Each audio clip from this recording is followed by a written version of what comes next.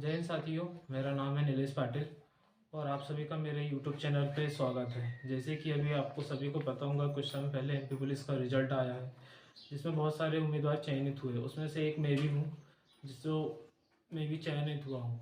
और आगे की प्रोसेस ये है कि अभी मेडिकल बाकी है और डॉक्यूमेंट वेरिफिकेशन में जो डॉक्यूमेंट्स ग्राउंड के समय लगे थे वही अभी लगेंगे, और साथ में एक दो चीज़ और है जो नहीं लगी। इसमें सबसे महंग है अनुप्रमाणन फॉर्म और एक है स्टाम्प। तो सबसे पहले एक अनुप्रमाणन फॉर्म को सही से भरना और कैसे भरना है, ये सबसे इम्पोर्टेंट है। तो आइए हम इसी को भरना सीखते हैं। सबसे पहले ये इसमें चेतावनी लिखी है जो ध्यानपूर्वक अपन को पढ़ना है। इसमें क्या है और क्या नहीं भरना है, ये सही से जानकारी अपन को देना है। तो सबसे पहले इसमें नाम, पूरा नाम स्पष्ट अक्षरों में, जैसे पहले कुल नेम और सरनेम। जैसे मेरा नाम है नीलेश पाटिल लेकिन मेरा सरनेम है पाटिल, तो सबसे पहले पाटिल और फिर नाम नीलेश। फिर आगे में वर्तमान पता, जहाँ पे अभी अपन प्रेजेंट में निवास करते हैं। और मैन इसमें जो थाना है और ज़िला, जैसे मेरा है ग्राम Navegaon, ward number 14, post Umaria Isra, थाना कुंडीपुरा छिंदवाड़ा, तहसील जिला छिंदवाड़ा और पिन कोड। ऐसे ही आप सभी को अपना अपना एड्रेस और एड्रेस की पूरी सही से जानकारी देना है। और इसमें घर का पूरा पता जो फिर से जो अपने ऊपर डाले वही सेम पता यहाँ पे डालना है। और पेज के लास्ट में एक साइड साइन करना है और एक साइड पे मोबाइल नंबर लिखना है। चलो आइए अपन सेकंड पेज पे चलते हैं। सेकंड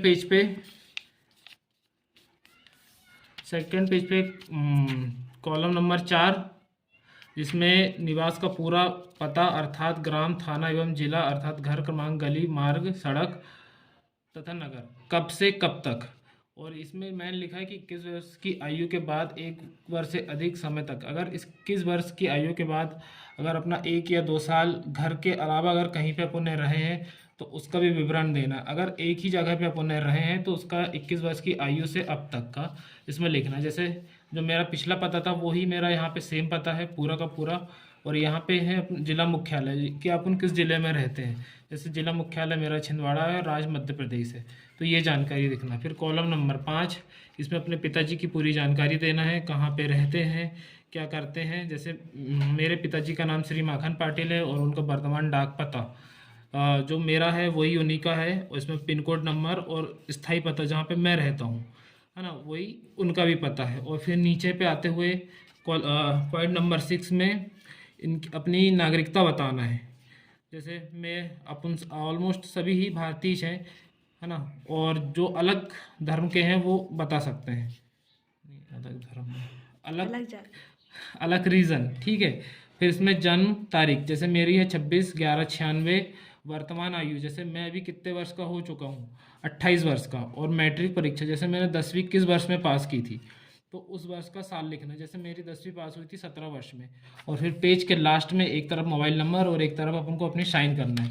फिर पेज नंबर 3 में, और जब अपन पेज को प्रिंट करवाएंगे तो अपन को एक के पीछे एक ही प्रिंट करवाना है। ऐसा नहीं कि एक पेज में एक फिर दूसरे पेज में दूसरे, आगे पीछे ही पेज प्रिंटवाना है। फिर पेज नंबर 4 में पॉइंट नंबर 8, इसमें जन्म स्थान तथा जिला का पता, नहीं, जन्म स्थान, जिला तथा राज्य जिसमें वह स्थित हो, जहाँ अपना स्थायी पता है, जहाँ पे अपना जन्म हुआ है। जैसे मेरा पुराना पता है वही इसी में है तो उसी को मैंने भरा हूँ फिर से। जैसे कि ग्राम नवेगांव, वार्ड नंबर 14, उमरिया ईसरा, थाना कुंडीपुरा, पिन कोड नंबर और जिला मध्य प्रदेश। आपका धर्म, जैसे मेरा धर्म है हिंदू। आपकी जाति, जैसे मैं हूँ अनुसूचित जाति एससी में आता हूँ, तो आपको भी ऐसे ही लिखना है।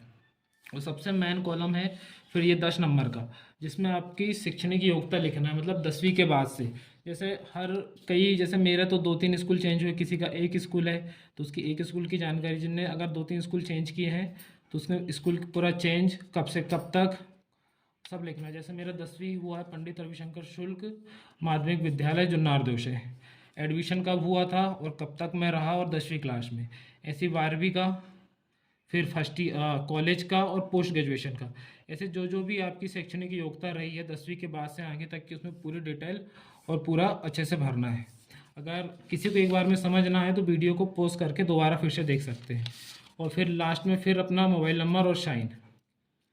और सबसे इसमें ये 12वां नंबर का पॉइंट है, इसमें लिखा है क्या आप कभी गिरफ्तार किए गए हैं, क्या आप पर कभी अभियोजन चलाया गया है, क्या आपको कभी निरुद्ध किया गया है। तो इसमें अपने जो थाने, अगर अपने ऊपर कोई क्रिमिनल रिकॉर्ड रहा है तो उसकी जानकारी देना। अगर किसी के ऊपर हाँ है तो उसको हाँ लिखना है, और किसी के ऊपर अगर नहीं है तो उसको नहीं लिखना है। फिर आ जाइए नेक्स्ट पेज पर।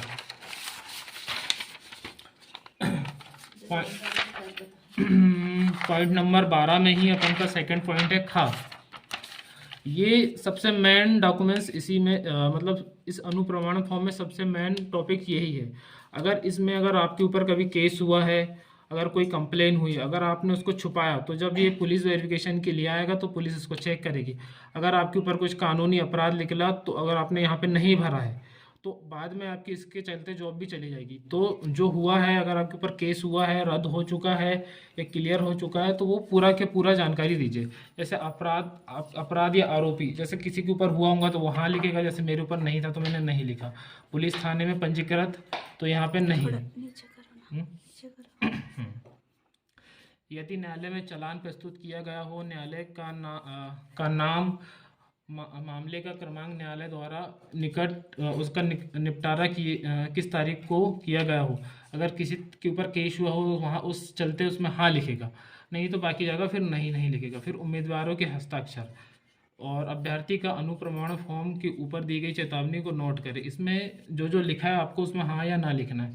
फिर नीचे ही आते हुए यहाँ पे 13वां नंबर का पॉइंट में लिखा है कि मैं यह घोषणा करता हूँ कि जो मेरे ऊपर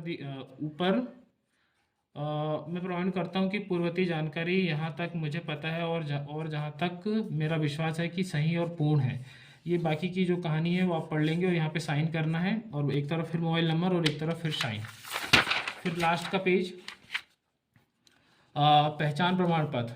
तो इसमें पहचान प्रमाण पत्र में आपको वेरिफिकेशन करवाना है, तो आप इसमें से 6 से 7 8 लोगों का है, जैसे केंद्रीय या राज्य शासन का राजपत्र अधिकारी, संसद या राज्य विधानमंडल का सदस्य, सब डिवीजन मजिस्ट्रेट या तहसील या नायब तहसीलदार, या शासकीय तथा शासन द्वारा मान्यता, जैसे किसी ने 12वीं जो हाई सेकेंडरी स्कूल है तो वहाँ के जो प्रिंसिपल है उनकी सील साइन इसमें ज़रूरी, तो करवा सकते हैं।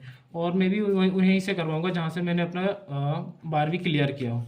फिर यहाँ पे अपना नाम, पिता का नाम, और फिर यहाँ कार्यालय द्वारा भरा जाएगा। ये पॉइंट है जो कार्यालय द्वारा भरा जाएगा, और यहाँ पे साइन, और फिर यहाँ पे मोबाइल नंबर। और ये था अपना अनुप्रमाण कि आपने फॉर्म भरना तो सीख लिया, और आपको इसकी 2 कॉपी बनवाना है। जैसे मेरे पास एक ये कॉपी है, एक ये कॉपी है, इसमें सेम, दोनों में सेम डाटा भरना है, किसी में अलग नहीं, किसी में गलत नहीं।